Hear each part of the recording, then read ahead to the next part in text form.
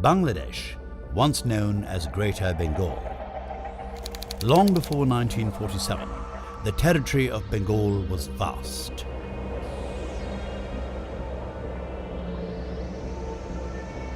The advancement of civilization in Bengal dates back 4 millennia.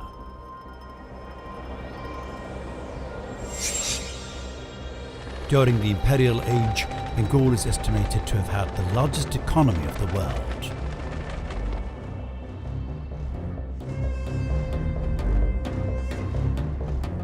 They were controlling a quarter of the world's wealth.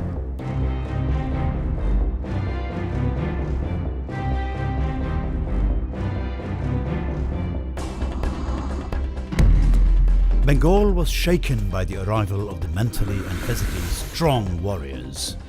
That was the end of Bengal's classical era.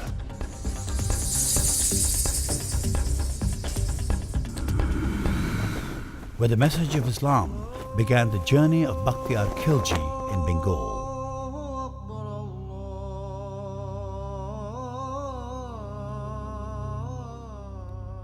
A good part of the population welcomed the broad-minded religion.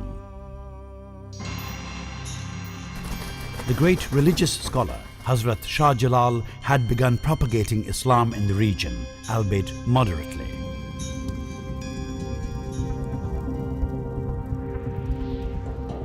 Islam brought with it the end of centuries of conflict between the ancient religions.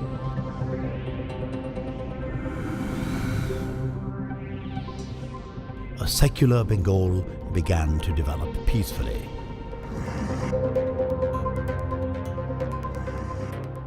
The sultans came, one after another. Policies introduced by earlier sultans were perpetuated by the sultans who came later.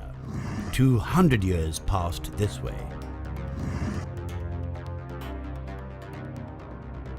Scholars of other religions were allowed to speak out in the court of Barbak Sultan Shah. The learned were given honor and patronage.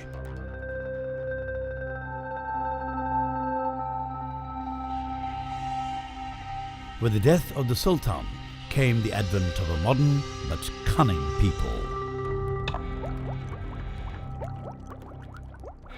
The intention of Portuguese East India Company in Bengal was to do business and spread their religion, Christianity.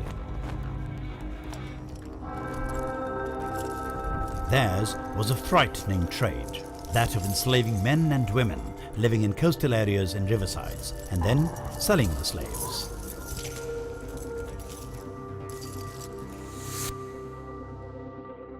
With their intelligence and bullishness, the Portuguese soon made friends with the lords of the land, and they did business in Bengal for 150 years.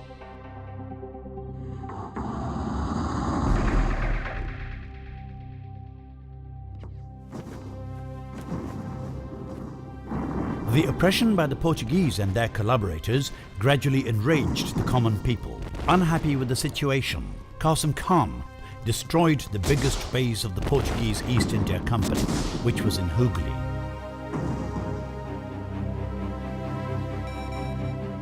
The Portuguese were driven out of Bengal, but they still had the maps of Bengal's marketplaces, city ports and trade centers.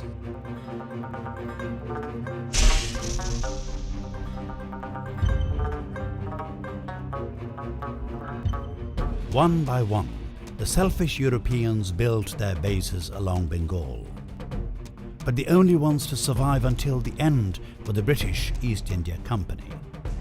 Besides business, the East India Company had some far-reaching goals.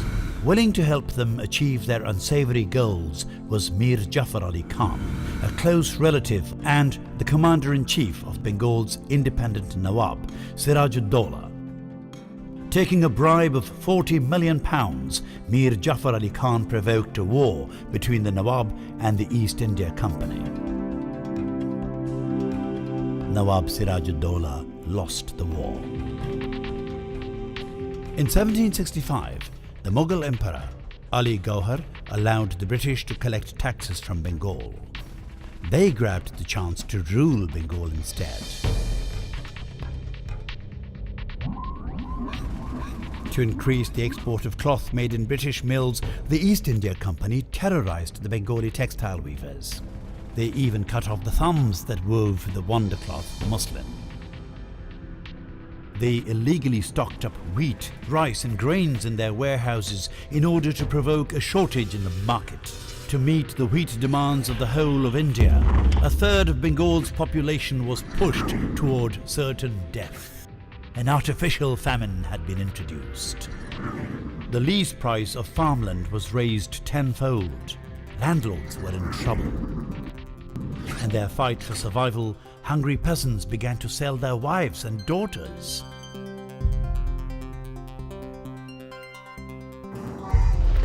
In every corner of Bengal, the people were desperate to fight back.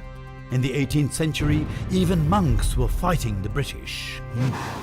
The struggle was intensified by Devi Chaudhurani and Bhobani Pathak. A ferocious attack by Fakir Majnu Shah left the British frustrated and their hold over North Bengal crumbled.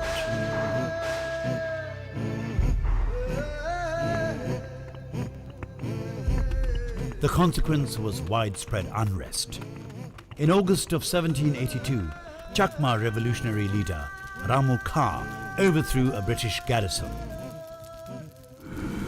Mohsinuddin Ahmed Dudunya had European indigo factories burnt to ashes. At the same time, the simple peasants also united in revolt and took up their bows and arrows to wage a bloody war against the British lords. In 1831, the British blew up the bamboo fort of Titumir at Narikelbaria. The rebel leader was killed. But the East India Company soon had a greater rebel to fear. The first supreme leader of the Republic of India, Mastardar Surjo Sen, had driven out the British, and the Chittagong region remained independent for 3 days.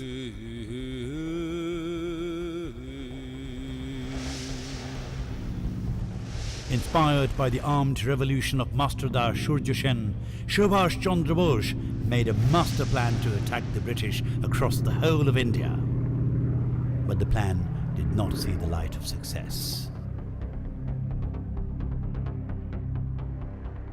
For 1,000 years, the soil of Bengal had been plundered by Afghans, Mughals, the Portuguese, and the English, all in the name of religion, trade, and culture. These simple, peace-loving people took beatings over and over again, protesting on numerous occasions, only to remain in the grip of subservience. Why? Because the support of the masses was missing. In 1947, the British divided the land based on religion and gave birth to a country of 2 incompatible nations. The selfish needs of others led to the fragmentation of the pristine land of Bengal.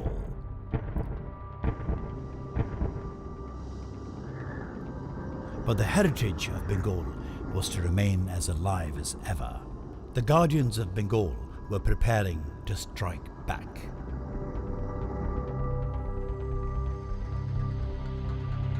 The greatest leader had just emerged to dry the spilled blood and release the muffled cry of the long-suppressed Bengalis.